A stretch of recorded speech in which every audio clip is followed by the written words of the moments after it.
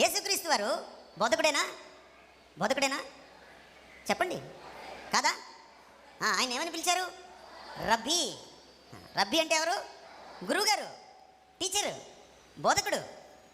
రబ్బీ అన్నప్పుడు ఆయన అంగీకరించాడు, దాన్ని అంగీకరించాడు. బోధకులందరిలో ఉత్తమ బోధకుడు ఆయన, ఒప్పుకుంటారా? ఏది చెప్తాడో అది చేస్తాడు, ఏది చేస్తాడో అది చెప్తాడా? ఆయన బోధలో ఎప్పుడైనా అసత్యం తొలగిసలాడిందా?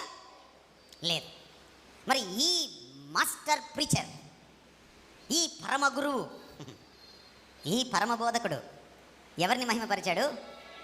తనను పంపిన వాణిని మహిమపరిచాడు.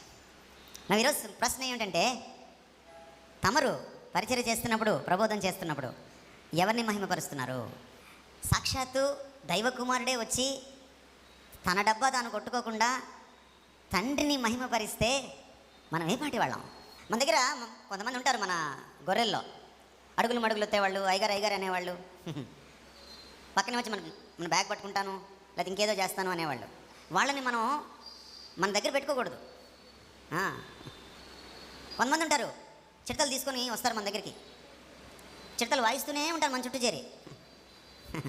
వాళ్ళని దగ్గర పెట్టుకోకూడదు మనం. చిడతలు వాయించినట్టు తెలుసు కదా మీకు, భజన భజన. మీరేం చేయాలి? వాళ్ళ నోళ్ళు మీరే మూయించాలి, వాళ్ళ దగ్గరికి రానికూడదు.